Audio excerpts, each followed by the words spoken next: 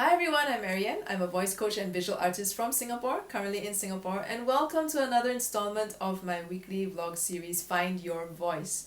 So this is a series where I share what I've learned in my journey so far as a person who sings, as a singing instructor, as a voice coach, and overall as a person who is on this journey of discovering what it is that I really want to express over the course of my life. So not just as an artist, but as a human being and living this life and this lifetime and whatever I'm put here to do for this lifetime, whatever that is, I believe is my true voice with a capital V. Whatever that thing is, I'm put here to express and to put out there into the world. That's what I believe this whole journey is really about. And so, when you work with me on your voice, on singing, it's not just about working on your physical voice. It's also about getting more connected with who you truly are and what really matters to you, what you're really passionate about, and becoming more and more authentically yourself so that it's easier to figure out what is it that really matters to you. With the more connected you are with your true self, then you can also see very clearly what your dreams are, what is the kind of life you've always wanted to live, what is it that really you always wanted to create with your life and in your life. And at the same time also your ability to express how you really feel to the people who matter to you the most.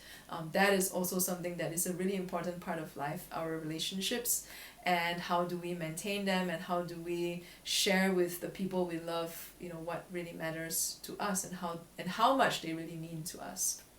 So last week I talked about how a lot of times when people want to improve their voice, or improve something in their life in general, or improve something about themselves, it often comes from a place of lack.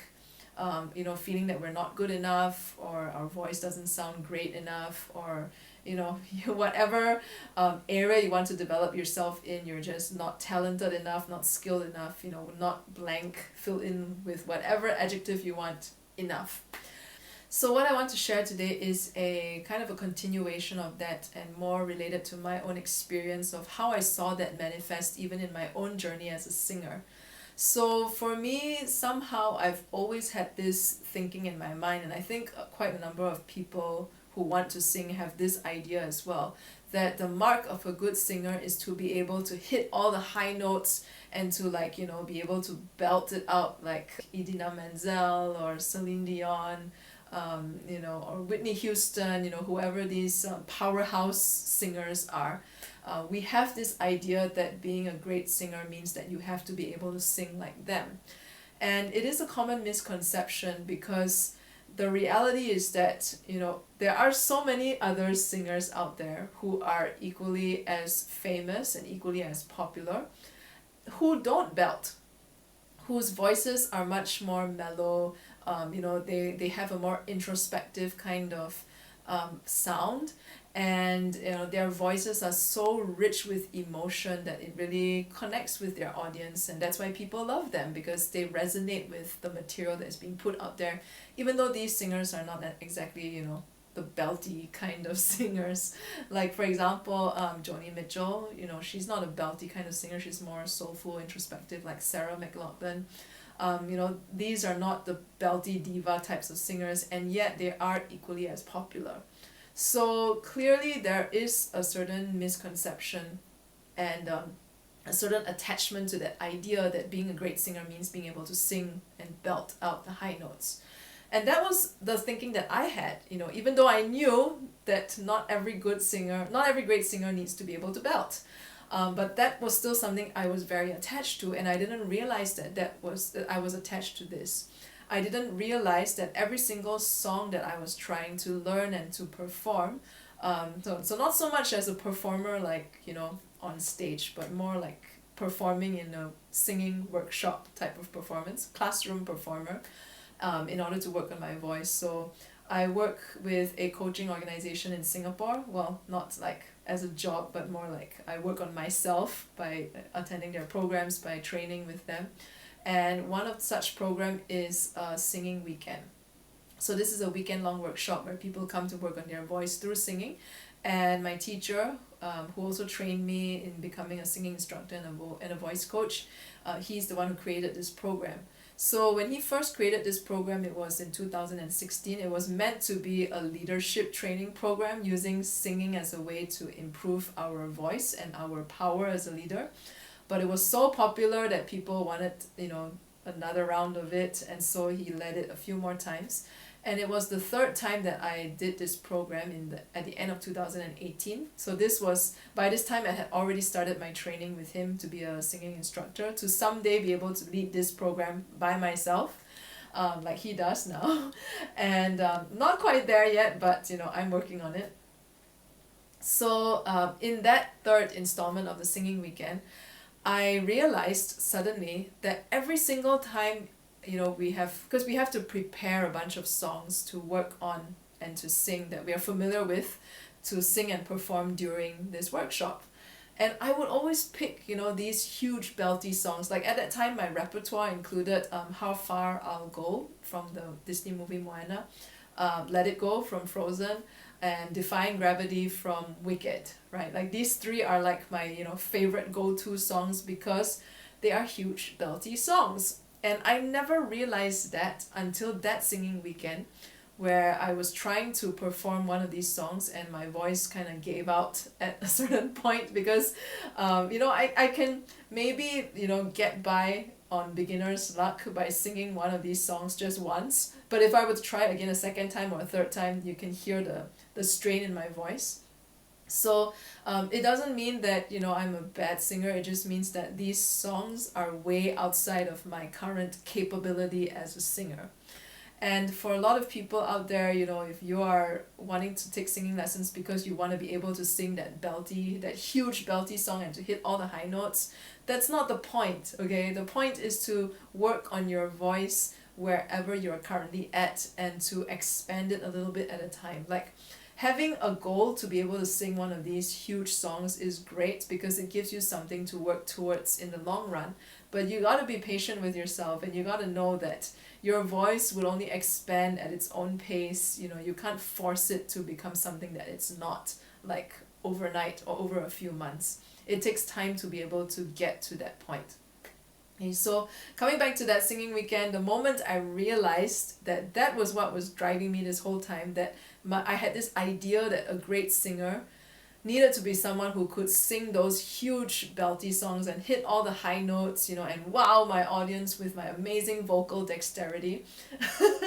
And suddenly I just felt ridiculous because it's like, oh my gosh, all this time I've been trying to push myself to sing these songs and straining my voice and struggling so much with it because I thought that, because I was trying to prove myself. I was trying to prove that, I was worthy of being a singing instructor someday. I was trying to prove to my classmates that, I deserve to be here and I deserve to be training as a voice coach, when that wasn't even the point. And I think most of them didn't even really care whether I could sing those belty songs or not. And so for that singing weekend, I started to look at other songs that I resonated with, which weren't necessarily the most, biggest, obnoxiously loud kind of songs, like hey look at me kind of, show off your vocal range kind of songs. They were more mellow, they were more comfortable within my vocal range, but they were still songs that really resonated with me. And I sang them instead. I learned them over the weekend, I performed them, and by the final performance of the workshop on the last day of the workshop, everyone had a final performance.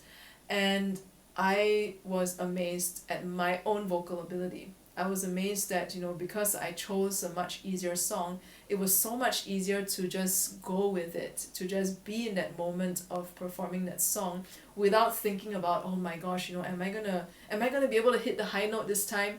Am I gonna sound right? What if it goes off? And I was more present with the song. I was more present to my performance. I was more present to how connected I was feeling with the song and the words that I was singing. And I wasn't even that nervous because now that I was more present to myself and more connected to the song and more present with engaging with everyone, I was really able to just be in that moment and to emotionally connect to my audience because I was emotionally connected myself to whatever it is that I was singing. And that was the program where I realized how really, when it comes to our voice, we have to accept it for where it is currently. And it's not acceptance where it's like resignation, because sometimes we think acceptance means like, yeah, well, that's just how it is, like, and that's more of a resignation kind of acceptance, like, yeah, my voice is like that, well, what can I do? It's more an acceptance like, yeah, okay, this is the current limit of my voice, this is the current ability that I have, and it's fine.